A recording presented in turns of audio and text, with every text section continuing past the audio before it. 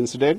I urge the authorities to ensure swift rescue, relief, and a thorough investigation into the cause and to Nara Lokesh ఇచ్చినటువంటి tweet కూడా మనం చూసాం.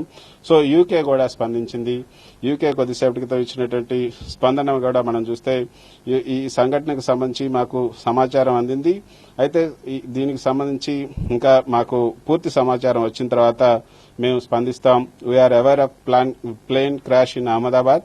The UK is working with local authorities in India to urgently establish the facts and provide support to those involved.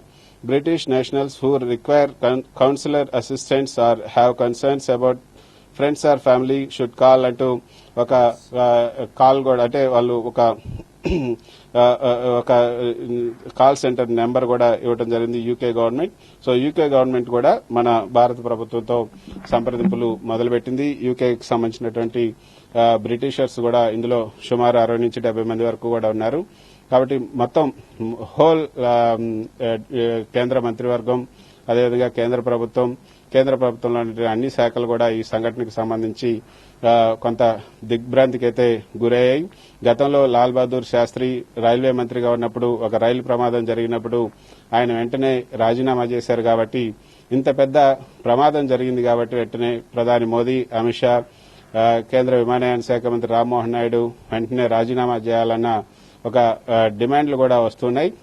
మాజీ కేంద్ర మంత్రి అదేవిధంగా మాజీ రాజ్యసభ సభ్యుడు జనతా పార్టీ నేత అయినటువంటి సుబ్రహ్మణ్య స్వామి ట్వీట్ చేశారు. సో ఆ మేరకు మరికొంతమంది కూడా ఆ డిమాండ్ ముందుకొచ్చే అవకాశం ఉంది. ప్రస్తుతానికైతే ఈ సంఘటనకు సంబంధించి అంటే ఆ యొక్క సంఘటన సాంకేతిక లోపంగానే ఇప్పుడు డీజీసీఏ అదేవిధంగా ఎంసీసీఏ పరిగణిస్తోంది.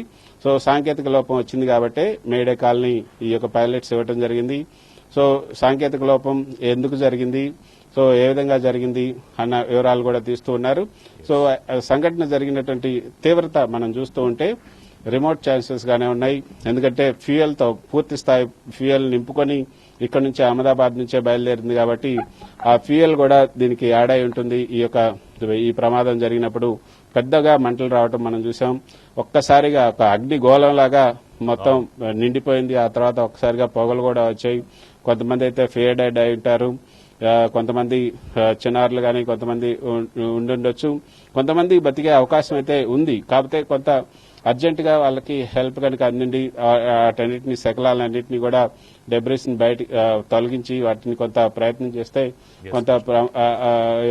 కొంతమంది లోపల బతికి ఉండే అవకాశం ఉంది అన్నది కొంత ఆశాభావాన్ని అయితే వ్యక్తం చేస్తున్నారు. దానికి సంబంధించి అయితే కొంత ప్రయత్నాలు అయితే జరుగుతూ ఉన్నాయి. ఇందాక మీరు చెప్పినట్లుగా రూపాని ఏదైతే తన కుమార్తెను చూడటం కోసం అక్కడ లండన్ కి వెళ్తున్నారు.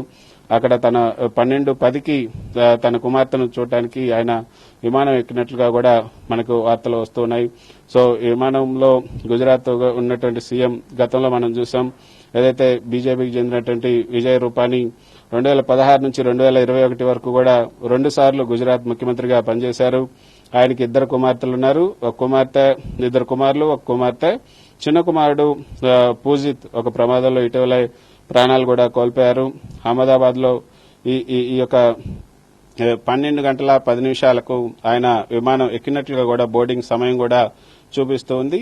సో సీట్ నెంబర్ కూడా 12A కూడా గుర్తించారు. సో ఆయనైతే ఉన్నట్లుగా ధృవీకరించారు. అందుకే ప్రధాని మోదీకి విజయ్ రూపానీ అంటే చాలా ఎక్కువ ఇష్టం. ఆయన ప్రియమైనటువంటి శిష్యుడు విజయ్ రూపానీ. పార్టీ నియమాలకు నిబద్దతకు కట్టుబడినటువంటి వ్యక్తి. పార్టీ ఏది ఆదేశిస్తే అదే ఆయన చేసేటువంటి పరిస్థితి. భూపేష్ ని ఇప్పుడు కొత్త సీఎం ని పెట్టినప్పుడు కూడా విజయ్ రూపానీ ఆయన ఇంతకుముందు విజయ్ రూపానీ ఉన్నప్పుడు పార్టీ గెలిచినప్పటికీ కూడా ఆయన నువ్వు సీఎం కాదు, కొత్త వ్యక్తిని పటేల్ ని సీఎం గా పెడుతున్నాం భూపేంద్ర పటేల్ అన్నప్పుడు ఆయన కూడా అంగీకరించి పార్టీ నియమాలను ఆయన ఎక్కడా కూడా ఉల్లంఘించకుండా పార్టీ నియమాలకు అనుసారంగా ఆయన పనిచేసినటువంటి పరిస్థితి. సో అందుకే ఇప్పుడు ఒక పెద్ద లీడర్ ని బీజేపీ కోల్పోయింది గుజరాత్ లో. ఆయనకు సంబంధించినటువంటి వర్గానికి సంబంధించి పెద్ద ఓట్ బ్యాంక్ ఉందనే చెప్పొచ్చు. ఆయన మాస్ లీడర్ గానే ఇప్పటి వరకు కూడా ఉన్నారు. కోటా నుంచి ఆయన కోటా నియోజకవర్గం అయింది. అక్కడ ఉన్నటువంటి ఆ యొక్క ఓటర్లు కూడా ఇప్పుడు ఆయన బీజేపీ కార్యకర్తలు అదేవిధంగా నేతలు అందరూ కూడా ఇప్పుడు ఘటనా స్థలానికి పెద్ద ఎత్తున వెళ్తూ ఉన్నారు. సో ఆ పరిస్థితి అంటే అక్కడ సహాయక చర్యలకు ఏమాత్రం విఘాతం కలగకుండా ఉండేందుకు అక్కడ ఎవరు కూడా రావద్దు అని కూడా అందరూ బీజేపీ నేతలు పిలుపునిచ్చారు. అయినప్పటికీ కూడా ఆయన మీద ఉన్నటువంటి ప్రేమతో అందరూ అక్కడికి తరలి వెళ్తున్నటువంటి పరిస్థితి. మొత్తానికి అహ్మదాబాద్ విమానాశ్రయాన్ని అయితే ప్రస్తుతానికి మూసేశారు. అహ్మదాబాద్కి వెళ్లే విమానాలన్నింటినీ కూడా మూసేశారు. మరి ఈ యొక్క ప్రమాదం తర్వాత అంటే ఈ రోజు వరకు కూడా మూసే అవకాశం ఉంటుంది. ఇక రేపటి నుంచి దాన్ని ఓపెన్ చేసే అవకాశం ఉంటుంది. కేంద్ర ప్రభుత్వం అదేవిధంగా ఎన్డీఆర్ఎఫ్ బృందాలతో పాటు ఇటు సైనికులను కూడా ఈ రంగంలోకి దింపారు అక్కడ సహాయక చర్యలు. కాకపోతే ఒక ట్రాజడీ ఏంటంటే అక్కడ సివిలియన్ స్థలం మీద అక్కడ పౌరులు నివసించే స్థలాల మీద వాళ్ళ ఇళ్ల మీద పడింది కాబట్టి అక్కడ కూడా కొన్ని క్యాజువాలిటీస్ ఉన్నాయి.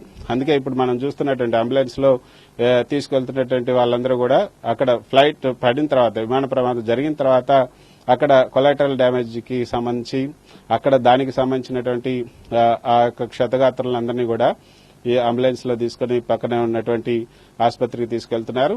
కానీ విమానం నుంచి మాత్రం ఇప్పటివరకు అంటే కొన్ని చల్లా చెదరైనటువంటి శరీర భాగాలను మాత్రం కొంత సేకరిస్తూ ఉన్నారు. అంటే దాన్ని బట్టి చూస్తే మనకి అర్థమవుతుంది. సో కొంత ప్రమాద తీవ్రత అయితే కొంత తీవ్రంగానే ఉందనే మనకి తెలుస్తుంది. ఇప్పుడే అందుతున్నటువంటి సమాచారం శ్రీషి ఉన్నత స్థాయి సమావేశం కేంద్ర మంత్రివర్గంలో ఉన్నటువంటి మంత్రులు అదేవిధంగా ఉన్నతాధికారులతో ప్రధాని మోదీ కొద్దిసేపు క్రితం ఉన్నతాధికారుల సమావేశాన్ని ఏర్పాటు చేశారు. ఈ సంఘటనకు సంబంధించి ఇక్కడి నుంచి మానిటరింగ్ చేస్తూ అందరినీ కూడా అలర్ట్ చేసేలాగా ఒక కంట్రోల్ రూమ్ ని కూడా ఇక్కడ ఢిల్లీలో ఏర్పాటు చేయడం జరిగింది. కృష్ణ మళ్ళీ అప్డేట్స్ తీసుకుంటాం మీ దగ్గర. సో భారతీయ విమానయాన చరిత్రలోనే అతి ఘోర అతి పెద్ద ప్రమాదంగా ఇవాళ జరిగిన ప్లేన్ యాక్సిడెంట్ అని చెప్పొచ్చు. అహ్మదాబాద్ సర్దార్ వల్లభాయ్ పటేల్ విమానాశ్రయం నుంచి లండన్కు బయలుదేరింది 1:39 బయలుదేరిన 5 నిమిషాల్లోపే 800 సుమారుగా 700 నుంచి 825 అడుగుల ఎత్తు నుంచి కూలిపోవడం, వెంటనే ఫైర్ బాల్ అగ్నిగోళం మండినట్టుగా ఆ మంటలు మనం చూస్తున్నాము. 242 మంది అంటే క్రూతో కలుపుకుని 242 మంది ఉన్నారు. అందులో బ్రిటిష్ పౌరులు ఉన్నారు, అలాగే పోర్చుగల్ పౌరులు కూడా ఉన్నారు. ఇప్పటికే బ్రిటిష్ ఎంబసీ బ్రిటిష్ గవర్నమెంట్ కూడా రియాక్ట్ అయ్యింది, ఒక హెల్ప్ లైన్ నెంబర్ కూడా ఇస్తోంది. కానీ ప్రస్తుతానికి